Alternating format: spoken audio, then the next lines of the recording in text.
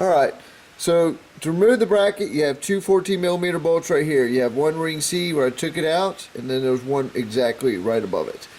You have two over here that is just below the power steering bracket, and then you have one that is hidden over here right beside the exhaust.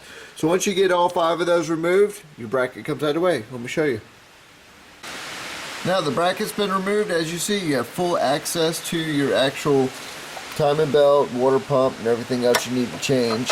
Don't forget, we are also changing the crank sensor down below, which is down there.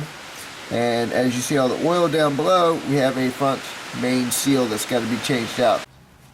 Alright, on part two of this timing, we're going to go ahead. We got the water pump. There's four 10mm bolts we're going to remove.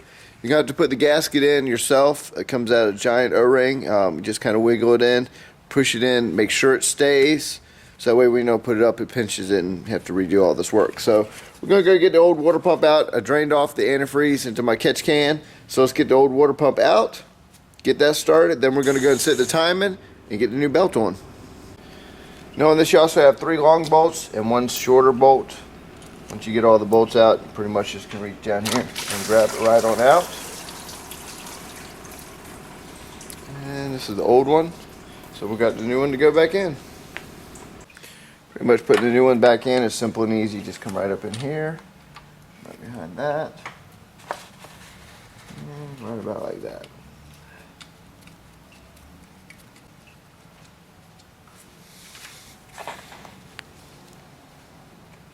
Alright, as you see, the new water pump's on. I'll go ahead and put the torque specs in the description. Water pumps on these are pretty simple and easy. That's on there. Next up, we got to go down below, pull the bottom gear off, and actually set the change out the alright, next up we got to go down below, pull off the bottom gear, change out the front main seal. So let's get that done. Now once you're down below like this, it's literally just gonna reach up here and slide the gear off. It's got one way it can go on, one way it can go off, and let's see if we can see a better description of where. And you can clearly see where it's leaking oil at the bottom of the crankshaft, coming down, making a big mess in here. So we're going to replace this. Go ahead and put on the new crank sensor and get all this stuff back together. So let's get it done.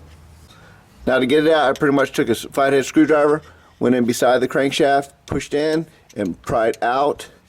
And once you did that, it pretty much comes right on out. So we're going to go and get the new one in. We're going to tap it in place. Now, as promised, I told you I'd show you the timing marks, and that line on the pulley to the arrow on your oil pump on the front of the motor, and that is your top dead center. That's 100% top dead center. The other thing that will help you out, a little trick, is when you're changing out your front oil seal, make sure you can lower your engine down just a hair, and it gives you the room you need to get in there. I use a 34mm socket, deep well, and it pretty much put it right on there.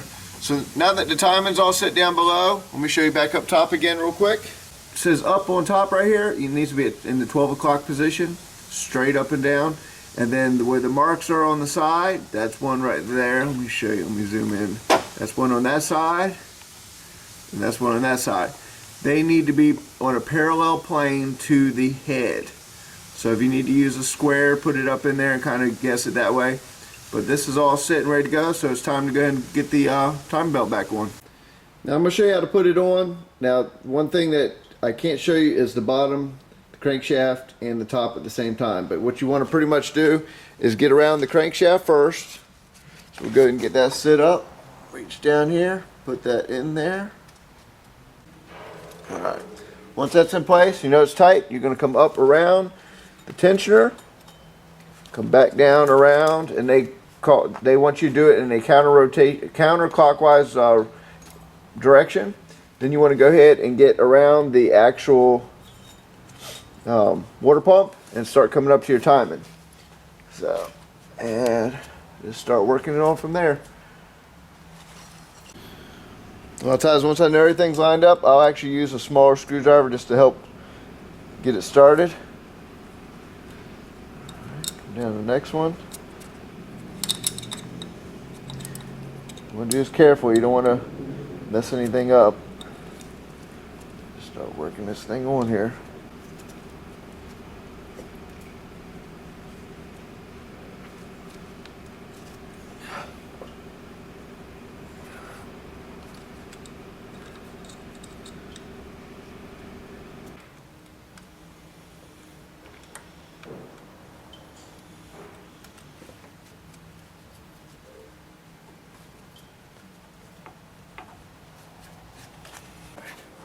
Once you get in there, you can start sliding it on.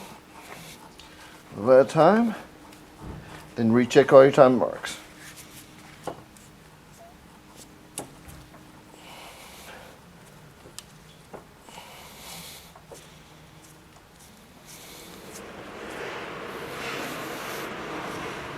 Alright, timing belt's on. Let's go and check timing marks.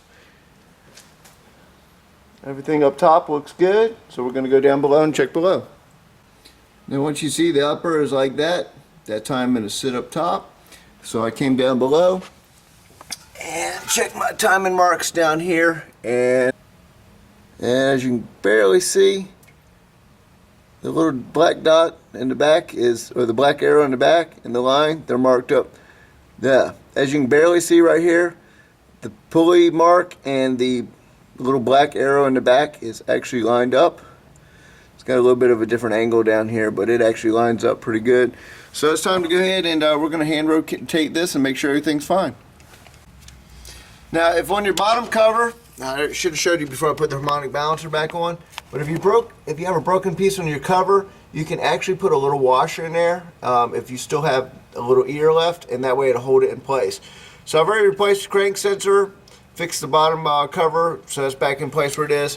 Harmonic balancer's back on, the keyway is back on, so I've already actually fired up the car, test ran it, everything's good. So we're going to go ahead and put all the belts back on and put the power steering pump and alternator back on. So let's go ahead and get that thing wrapped up.